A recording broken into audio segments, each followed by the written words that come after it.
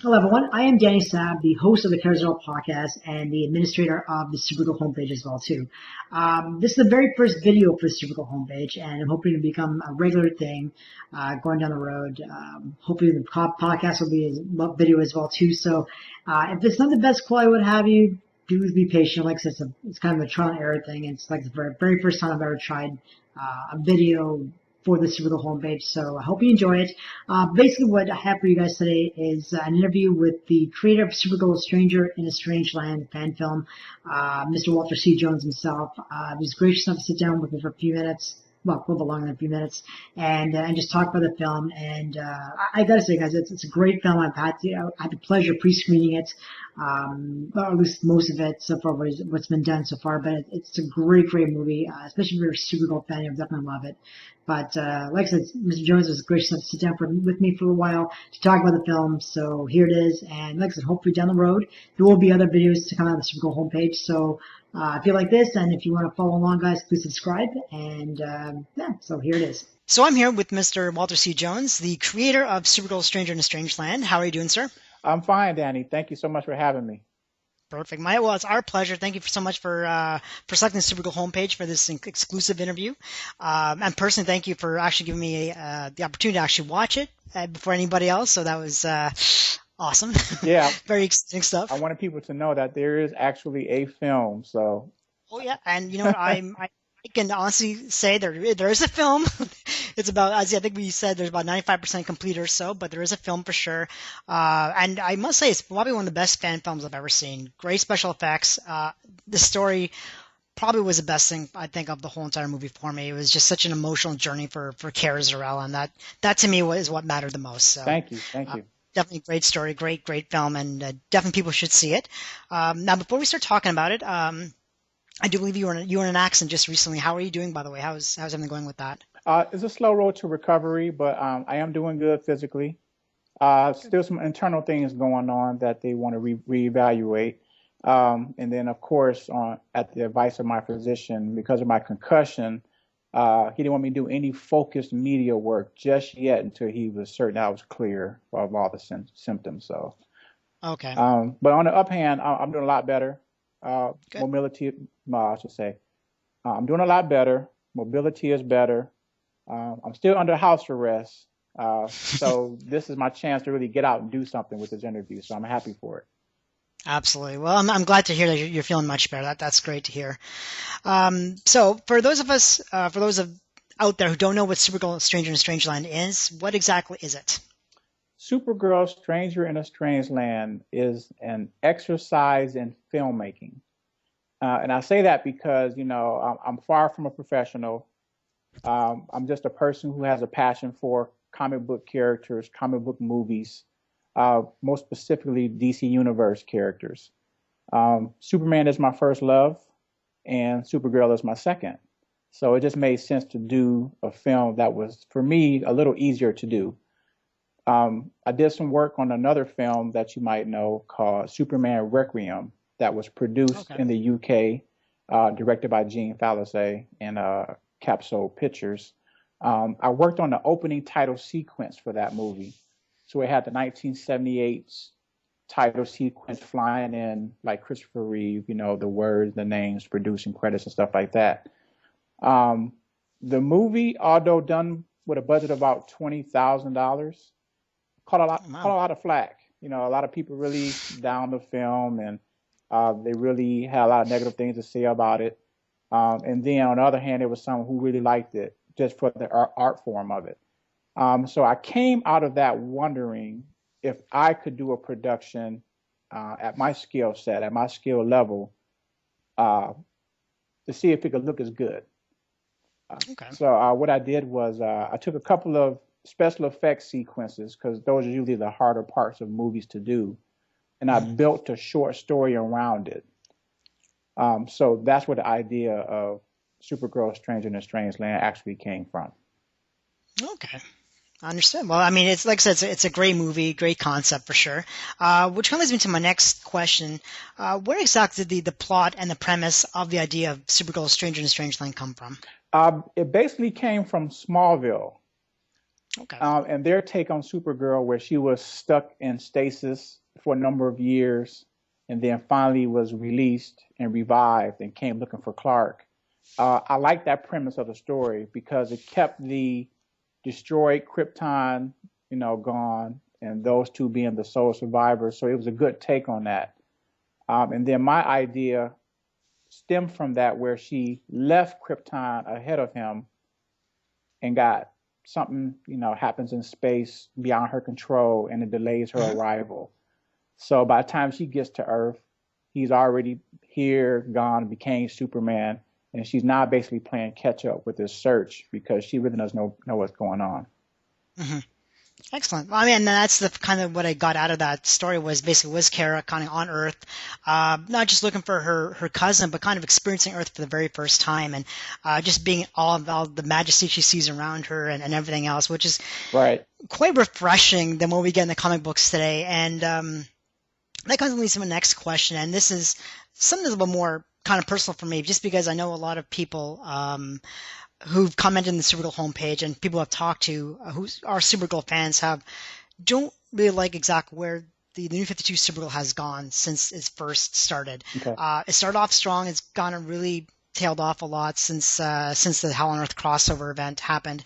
But the idea of basically Kara crashing on Earth and just being angry and frustrated about losing all the time that she's lost in space, all that sort of stuff. And that's basically what we get in the New 52 comic book. However, your movie takes a completely different approach. Your movie takes basically Kara accepting, what's happened to her and loving Earth for what it is and calling it her home. Why did you decide to go down that path rather than going one that's similar to the comic books where she was angry and frustrated all the time? I can sum that up in 2 words, and that would be Helen Slater. Good 2 words. Her character in Supergirl was she had so much innocence, and she has so much care for her surroundings. And so, and her whole premise was she was looking up to Clark. She was looking up to her cousin Superman, and the fact that he was on Earth, it automatically became her Earth. And so, I mean, I guess, since it's a short film, I really couldn't spend a lot of time of her being angry and frustrated. And so I tried to maybe put a little anxiety in that in the beginning of the film while she was traveling. And so you kind of can see where her thoughts and patterns is, her feeling is on her travel. But once she gets here, she basically is focused on the task of finding baby Kal-El. Okay. Understood. Well, I mean, you definitely did a good job of picking Helen Slater to choose to drive the story from and drive your Supergirl from, and it's definitely a good choice. Thank you. The plot itself, where is it? Does it come back to a specific story or a specific era of the Supergirl comic books, or is it simply just based on Helen Slater and her Supergirl from the movies? No, it's basically just the basic stripped down Supergirl. Okay. And it's basically a Supergirl without any connection to any of the, canons or any of the films. There's just a raw character and a journey. Just like any artistic form, we take a little bit of creative license with the character or with the story just to convey something that we would like to see eventually on film ourselves one day. Right. So basically it's like, just like when you're a kid, make believe, you run around and you do your own little story in your head. And you act it out, and that's exactly what this is. It's just a basic story that's being acted out just from a small blip on the screen of the larger, community that is Supergirl. That is just I guess it could be an Elseworld story, Yeah, it could be. I mean, it's just a different kind of adaptation. I mean, there's been so many different adaptations of Supergirl throughout the years, right? So, yeah, kind of what's one more? I guess you can think about exactly, it. Exactly. Yeah, absolutely. So in the film, basically you see Kara. She's in the Kent farm as well as Metropolis. What was the significance, if any, in having Kara visit both these iconic locations? Basically, just to give the film a little more depth, a little more scope. I didn't want to lock it into just a one-frame story. Okay. And having her do some from one end of the spectrum all the way to the other end of the spectrum, it just kind of made well, it just kind of made sense for her to start where Clark started and then end where Superman ended. And so it kind of just traversed those two landscapes within the film. Once again, because of the time restraint, of a short film, I wanted not to just leave her in one point for the whole film, but I wanted to get her to someplace else just to give it just a little bit more feel, a little bit more scope, and just a little more of a journey that people could take with her. Okay, understood. Now, in this story, we also see Kara running into a very a big major character in DC universe. What was the reason for having this character within this storyline? To break the monotony of the storyline. The whole, she's the main focus of the film, and just to add just a little extra element, just to break it up just a little bit, to show that there is more to this universe than what you're seeing, right there on screen, right then and there. And it's also kind of just to give a little bit extra to the film itself, production-wise, to say, oh yeah, there was a little bit of effort made in making this thing. You just wasn't following her around with a camera, seeing her do stuff. Yeah, that makes sense, I suppose. Makes a lot of sense. Now, I just want to change gears a little bit and talk about Supergirl, Brianna, who did a fantastic job playing Supergirl, of course, in the movie. When you were looking to cast your Supergirl character, what characteristics were you looking for this character, for your Supergirl? Well, at first it started out as just an idea, just to do some photos of her in costume. So did some makeshift photos when she was about 16. Okay. And at that point, I noticed that she took direction very well, just to be in front of a regular camera, with no questions asked. Her thought process was really focused on that one particular task that I gave her. Okay. And then her as a person, she's a very loving, accepting person, very down to earth, very personable. And I was like, Supergirl would be like that, just if she wanted to model herself after Clark, that's how she would be. And so she had a very humble and meek character. And besides her looking like Supergirl in my eyes, I thought she was a good fit. Okay. And she was more convenient too, since I worked with her before. Why do a big search for someone else when I had a little history with her already? Sure, that makes sense. Mm-hmm. Absolutely. Well, you did mention her look, and she certainly does look the part. Young, blonde hair, blue eyes, definitely looks the part of Supergirl. But of course, Supergirl is the more to her than just a look. Yep. What did Brianna herself bring to this role of Supergirl, if she brought anything at all besides her look? Well, Brianna has some experience acting in plays. She's also an athlete. So she was used to being in front of people. So I didn't have a problem with her expressing emotion or working in front of a medium such as video. But she took direction very well, and I tried to explain to her who Kara was, what the situation she was in, and what she wanted to accomplish, within the film. And so Brianna, she really thought about it. She took the script. Looked at all the scenes, that were in the script, and she was really she could deliver when I asked her to. Okay. Did you ask her to sort of model herself after another Supergirl that's played before, such as Helen Slater, Laura Vandervoort, anybody that's played Supergirl before? Did you ask her, I want you to play Supergirl like this person, or did you just kind of give her, kind of free reign and let her do her thing and see where it went? Free reign, really, because Brianna, she's not into comic books. She's not into the whole superhero genre. So to me, that was good because I could imprint on her what I wanted the character to do without her going to another place from a past experience or to model another character. Okay. So everything you see on screen is just raw from my direction. So if there's any digs on her acting, then it would be my fault. Come back to your fault. Gotcha. Okay. So if we have a problem with her acting, we should talk to you, Jen, not to her. That's right. Understood.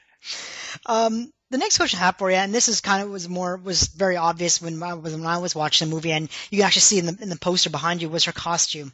You also didn't take a traditional costume like we've seen before in any of the Supergirl eras from the past. Why did you choose to go with a completely new costume rather than going one that was already done before? Okay. Well, from the get-go, she was underage, so I didn't Okay. want to put her in any type of mini skirt and short midriff type uniform and have her plastered on the web, at that age. I kind of wanted to Right, respect of course. that. And then I just took a little creative license because originally we were going to be shooting in the fall, and it really gets chilly in winter. So, I said, well, why not just do a full body leotard uniform in case we run into inclement weather. We didn't have the luxury of elaborate Hollywood sets or dressing trailer for. So I just kind of thought of, well, why not just do, a full body suit? Because there were a couple of artist renderings of Supergirl. One where she had like a black full body suit on with red highlights. And then there was another one of Superwoman that was set in the future. And she had on a Okay. full body suit as well. So I said, well, I can just maybe toss a little bit in there, and see what happens, And everybody asks about that. They don't really hate it, but they just wonder why. And so that's the reason. Well, that's exactly right. I mean, when I was watching, I was like, okay, it looks kind of odd. I mean, it looks good. It just looks different than anything I've kind of seen before. But I guess you're right. This kind of makes sense with her being underage and the weather and stuff like that. That definitely does make sense, of course. But I mean, she still pulled it off really well. She looks the part for sure, and that's no doubt about that. Cool. Thank you. The next question are the special effects, and as I mentioned before, this movie has probably some of the best special effects I've seen myself in a fan film. How difficult was it to incorporate these special effects into this movie, especially because we all know that the family of Superman and Kara Zor-El and those super beings from Krypton have elaborate superpowers. How did you basically take all their elaborate powers and incorporate them into your movie? Well, since I had a very small budget, so I really couldn't go haywire. Most of the budget went towards costume, peripherals, a little bit of software, and props. And then the fact that my skill set, I didn't want to take it beyond what I could do. So I specifically chose the effects that I think I could pull off convincingly myself without trying to hire someone, professional to really try to do something. Right. Which was another motivation for the type of story that I did, because it didn't have to have a whole lot of special effects in it. And the ones that are in there, I did myself. The more close-up effects that you see, stuff that dealt with her flying in a full-screen format was animation, and that was done by Timothy Dickens. Okay. And as you know, he was in a terrible accident. And at the end of winter. So it took him out of the production for quite a few months. So now that he's back in the saddle, working on my final pieces, it took me out of the box. So we had a couple of hurdles to get over, but it will get done. But going back to the effects, when I worked on Superman Requiem, I could see some of the fans frustrating with one of the scenes. And I just felt that they could have done it better. And seeing how I knew a little bit about special effects and a little bit about using some software, I thought they would have did that, but they didn't take advantage of it. So I kept thinking to myself, what could I do to make it better? And I patterned it off of, Smallville. So it kind of came, I kind of vaguely knew how to do it. So, of course I did a lot of research. And then to see what I could pull off within my own skill set. And it seemed to work. The main thing, I wanted the actual camera work to look convincing. And if you get that right, then the effects and everything is kind of, gravy on top, Right. So I wanted to have that big theater feel, but kind of, on a smaller scale. Well, no, I mean, you definitely pulled it off. Like I was saying, there's some great special effects, specifically one when, her running and you really get the idea of her running through super speed and stuff like that. It was really, really well done for sure. Cool. I'm glad you liked it. Oh, absolutely. So that brings me to my next question. Now, you mentioned you're a Superman fan first, then secondly Supergirl. What is your history with Supergirl, and why did you choose to do a fan film on her? Oh, my history of Supergirl is like anyone else's. First of all, the Helen Slater character from the movie. You can't talk about the Donner universe without at least mentioning, Helen Slater and Supergirl production that they did for that. And that's what stuck with me the most. A lot of the comic book characters, like from Justice League Unlimited animated series, and a lot of the other animated movies that DC have done, started bringing Supergirl more to the forefront. And I was like, okay, it looks like DC may start investing in her character. Maybe I should just do a little something just to kind of maybe, in my own little universe, help nudge that, to get fans involved and people involved in it. And then on a more selfish note, it was just more convenient to do Supergirl than Superman because if you do something with Superman, people are going to expect the wow factor. They're going to expect a ton of effects, him really showing power and fighting and all that. And I just didn't have the production time or any type of story I could do right to justify doing that. So this film was more of, staying within my means, staying within my bounds, staying within my skill set. And on the very back end of it, it was convenient because, I have did stuff with Brianna. Okay. Now that's an interesting thing you brought up. Now you did Superman Requiem, and now you've done Supergirl Stranger in a Strange Land. Did you find you had a lot less expectations on yourself to do this movie justice compared to Superman, considering, Superman is huge, he's globally known, Supergirl not as much. Did you find you had a lot less on your shoulders to be able to pull this off compared to your Superman Requiem, for example? I think so because like I said, Supergirl is not as popular as Superman. That's unfortunate. Yeah, it's very unfortunate. So I figured that with my creative license and what I was doing, I wouldn't take such a big hit as compared to the more exposed Superman. Like-minded individuals like us will see it and maybe appreciate the art form of it, appreciate the effort of it, and to say, hey, here's something somebody tried out and it looks pretty cool. So Lord, what's next? Who else got something? And so I think in that vein, the risk is not as much pressure. And the fact that I'm releasing it on my own, funded it myself pretty much, did all the camera work, video work, effect work, graphic stuff like that, then I felt like, okay, it's a personal project for me and I'm going to share it with everybody else. Okay. So that took some pressure off thinking of it that way. Now, now if someone had paid for it or I got thousands of dollars to do it, I would probably be in a whole different mindset at this point. Right. Well, that makes sense. Now that you're almost completed Supergirl Stranger in a Strange Land, are there works or any plans to have a sequel or a second Supergirl movie that you might be doing? It's hard to say right now. Brianna may be going off to college. And then at another time, there was another production with New Frontier Productions to do a Batman Superman joint movie and have my character be a part of that movie. And so with that premise, we were going to take our Supergirl and let her evolve into the more traditional Supergirl that we see. The costume. Maybe a little more edgier attitude because she's been on Earth for a little bit of time, so she picked up some habits, from our teenagers. Right. And so we're going to have the character evolve in that sense. That production is kind of on hold because it went through a couple of script rewrites. And then with the announcement of the Superman Batman movie in 2015, I think the urgency to do it has kind of fell off. Okay. Because I went and scouted out a location in Detroit. I went and found a Tumbler Batmobile because we were going to use Batman, the Nolan Batman, for the movie.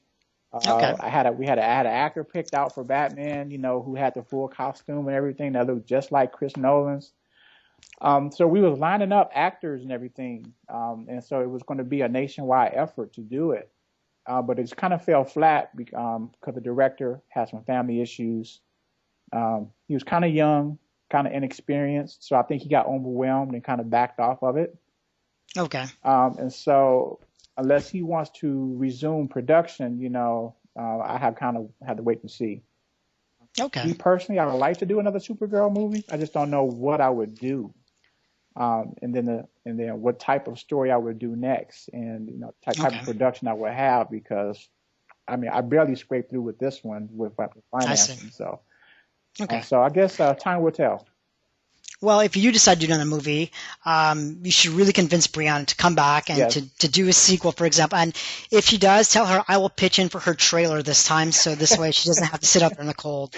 Got it covered. She would like that. She would definitely like that, and she would be all for it. There you go. So I know we were talking before, there's no official release date yet for this movie. But when it is released, where can people find it? Is it on YouTube? Are you selling it through a website? Where can people get this movie and where can they watch it? I designed a film site for it, carazorl.com. And within that site, there's a YouTube link where you can see the trailer and the clip. And of course, we have links to your website to see it. But YouTube will probably be the biggest medium for it. But the link's going through the website as well. And then there's a Facebook page, Supergirl Stranger in Strange Land, where I'll probably post a link there as well. And that's where most of the chatter is on that site. And then I saw a lot of comments from the trailer and the clip. So I guess those two mediums would be what we use for that. Okay. Well, actually, that was my last question. I was going to ask where can people find more information on the film. But like you're saying, carazorl.com. They can get to your Facebook page. Of course, it'll be on the Supergirl homepage as well, too. There's a link right on the widget there. So, there's, YouTube. So there's a lot of different ways they can get in touch with you, get in touch with updates on the movie and stuff like that. So that's perfect. For sure. And hopefully, I hate to put an ETA on it. I'm still waiting on some sequences to come in. And then health-wise, but I'm really hoping within this month or within a month that it can be pushed out there. So I got my fingers crossed for that, and then we'll see what my doctors say. Perfect. Well, I mean, like I said, I've seen about 95% of the movie so far, and it looks incredible so far. And you definitely did a great job. You and Brianna and the rest of the cast did a great job on the movie, and I can't wait to see the finished draft of it. And I'm sure everybody else can't wait either. And hope there will be a sequel. And like I said, I'll throw in a trailer for Brianna, no problem. That's all on me. She would like that. She would really like that. Excellent. Well, thank you so much, sir, for taking the time to talk with me today and to talk about this fantastic movie of yours. And thanks so much for making it. Thank you so much, Danny, and I'll say hello to all your followers, and I really appreciate their interest and their support. Excellent. And I just hope it'll be something that they could enjoy and take it to heart. Well, I really hope that you will inspire more filmmakers out there to make more Supergirl fan films, because I think there really should be more out there. I mean, there's so many for Superman, for Batman, and those kind of movies alike. But I mean, we really need more Supergirl, I think, films out there. And there's so many different stories you can tell about her origin stories, and about her as her character and her personality and stuff like that. So I hope that your movie will inspire other filmmakers to sort of go out there and make other fan films as well too for them. Thank you so much. Thank you so much. Absolutely. All right. Well, thank you so much, sir, and wish you all luck. Hope you get better with everything health wise, and we can't wait to see the movie for sure. All right. Thank you. God bless. Thank you. Bye bye.